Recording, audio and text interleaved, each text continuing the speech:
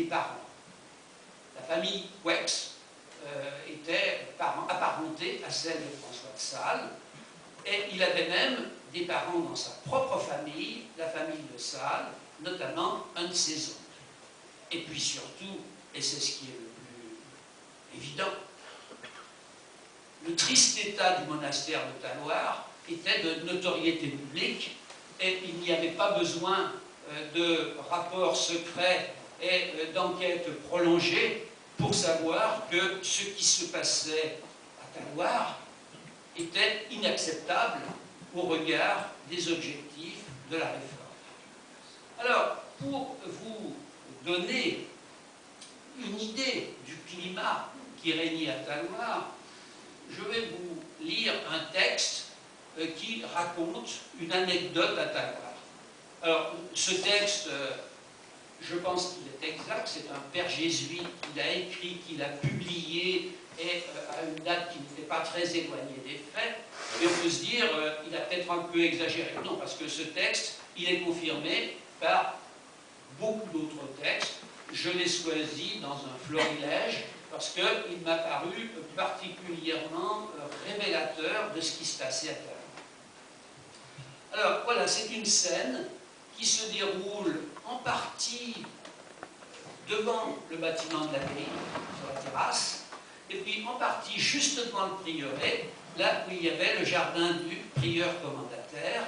Et le prieur commendataire qui apparaît dans cette anecdote, c'était Claude de Granier, qui a été prieur de Talloires avant d'être évêque d'Annecy. Alors voilà, c'est un moine qui fait des siennes, comme l'on dit. Il dressa un festin magnifique, car il avait de bons revenus du bien d'Église qui ne lui avaient pas été donnés à ses fins. Le sujet de cette magnificence était honteux. C'était le baptême d'une fille que l'on savait assez être le fruit de ses impudicités sacrilèges. Son logis fut le rendez-vous d'une grande quantité de gentilshommes qu'il avait conviés.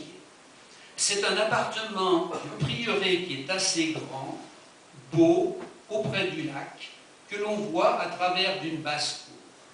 L'on n'entendait là que sons de flûte et de violon.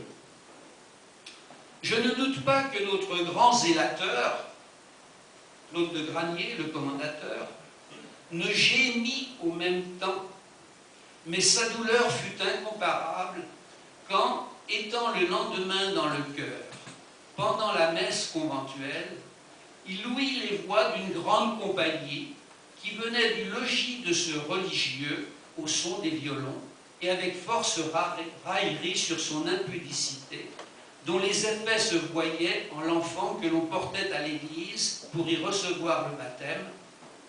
Le pis était que cet homme, sans conscience, avait posé toute honte et était en la même compagnie. Claude de Granier se porta à la porte de l'église avec deux religieux qu'il pria de le suivre, et là, d'un visage sévère et d'un accent de prélat, il lui dit « Monsieur, dit-il tout haut au religieux débauché, vous devriez être au chœur avec vos frères et assister à la messe conventuelle. Au reste, je vous commande de vous retirer de cette compagnie. Sachez que je perdrai la vie que je veux vous exposer pour le bien de votre âme. Vous quitterez le péché duquel vous vous glorifiez. » Ce fut un tonnerre qui étourdit sur le champ le pécheur. Mais, reprenant aussitôt son premier esprit, il s'écria « Messieurs, vous me serez témoins, comme ce bigot, c'est donc son prieur, veut empêcher que l'on ne fasse renaître à la grâce cet enfant, au baptême solennel de qui je fournis les frais par aumône. » Le prieur, jugeant prudemment qu'il ne pouvait rien avancer, se tut et s'en retourna gravement au chœur où se disait la messe. C'est déjà pas mal. Il y a une suite.